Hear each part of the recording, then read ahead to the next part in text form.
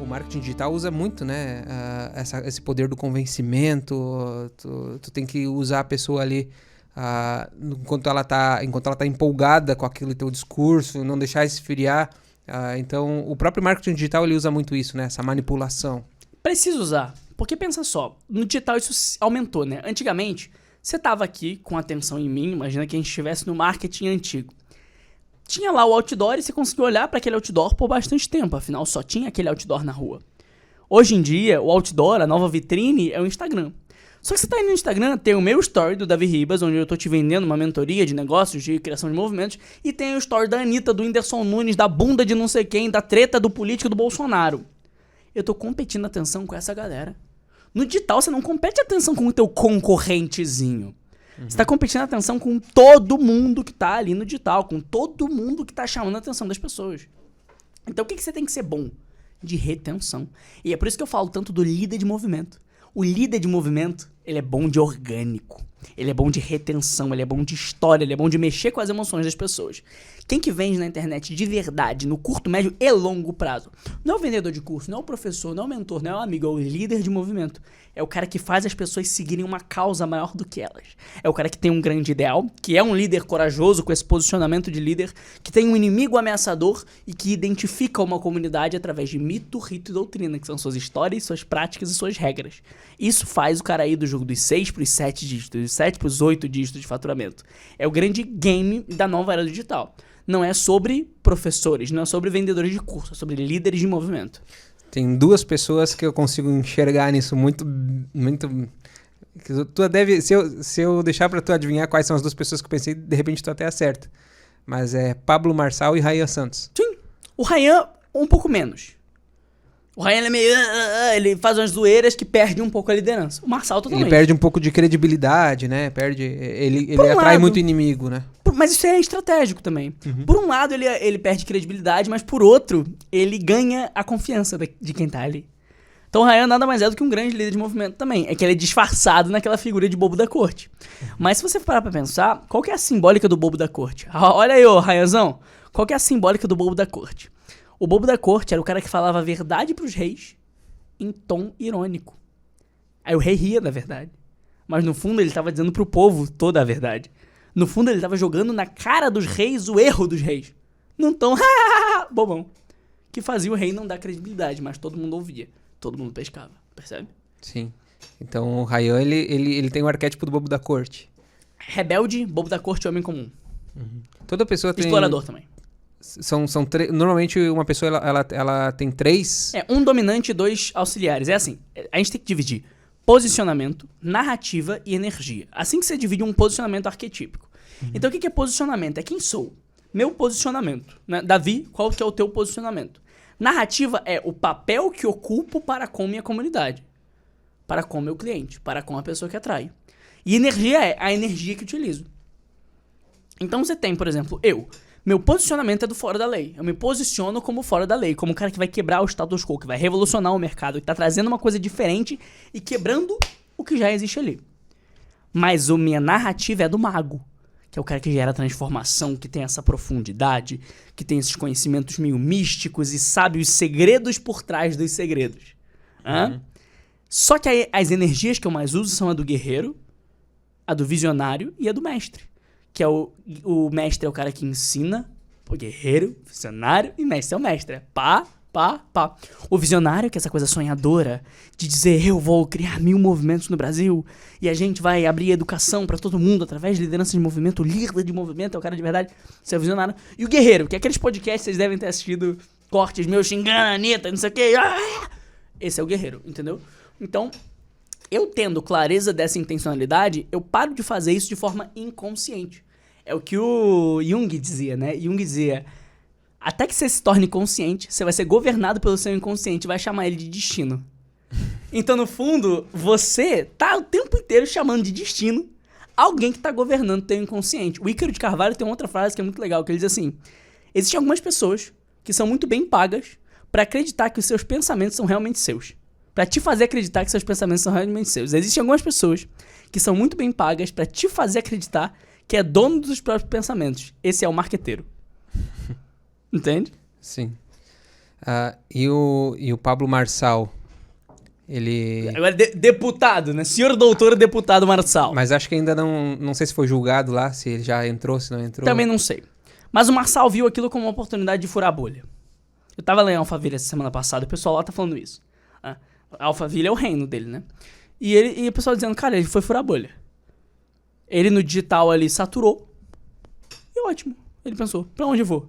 Isso é arte da guerra. Isso é, dominei um território, vou pra outro. Ele dominou o digital. Ele se tornou o maior da América Latina no digital. Não tinha mais pra onde muito fugir ali.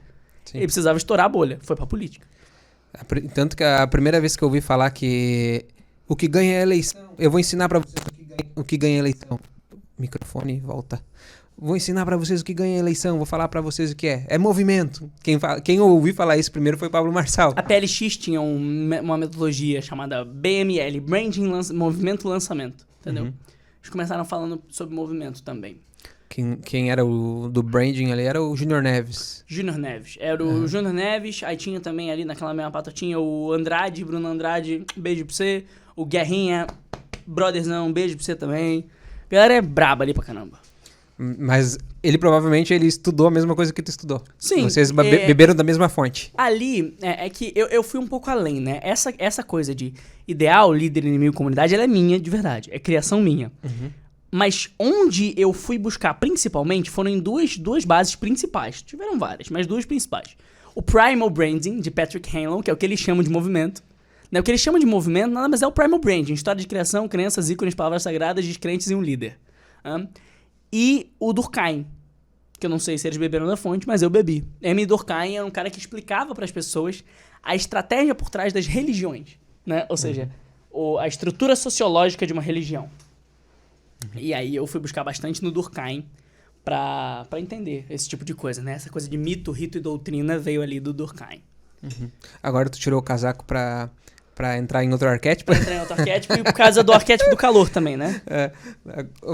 Verifica se o ar-condicionado tá ligado ali. Pô, se ligar ia ser uma delícia, porque eu volto pro arquétipo do mago aqui. Eu acho que tá. Tá. Diminui então. Tu começa a perceber essas coisas, o movimento que as pessoas tentam fazer quando elas querem... Sim. Eu trabalho com isso, né, cara? Eu presto consultoria pra grandes players do mercado. Muitos deles, inclusive...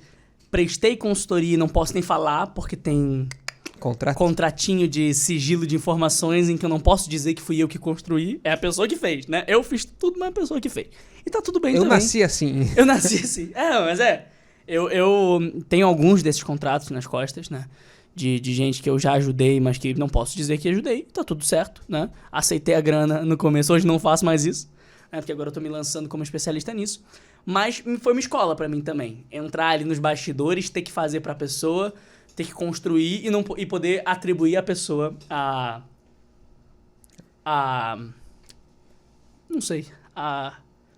responsabilidade. Isso também é muita coisa que a PNL ensina, né? Tem PNL nisso, né?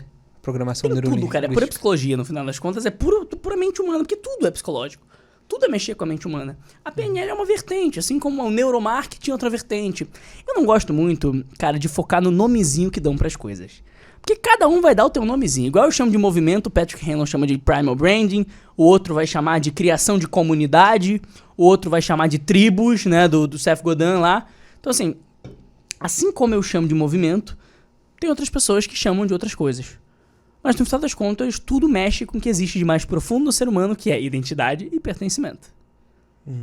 Voltando ali do Pablo Marçal,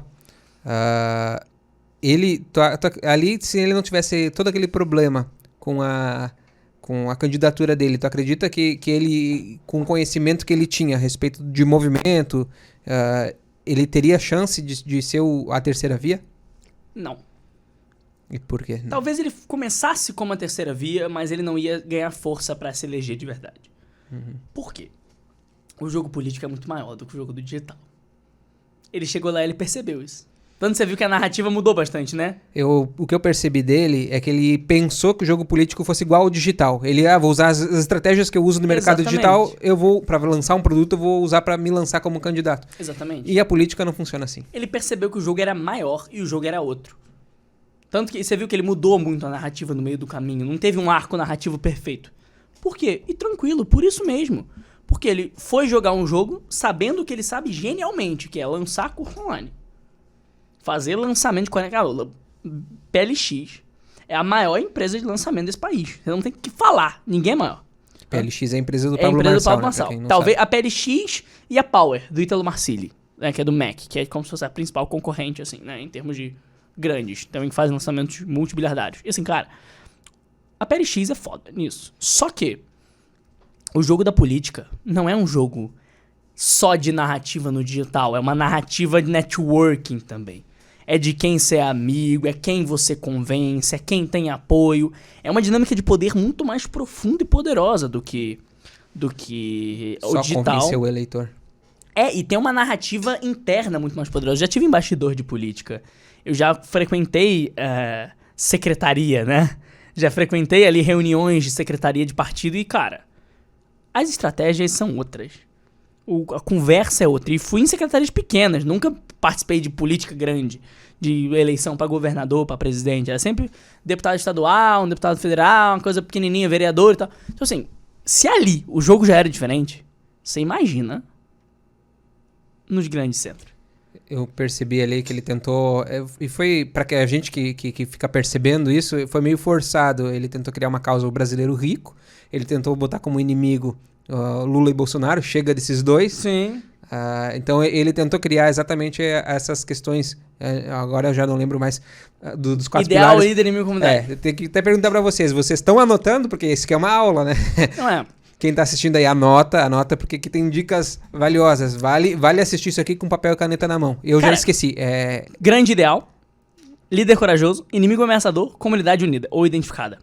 Cara, uma coisa que eu ensino é o seguinte, uma coisa que eu digo até pros meus eleitores, sacanagem, pros meus clientes, né, é que com o que eu sei e com o que eu ensino, você recria o nazismo, se você quiser.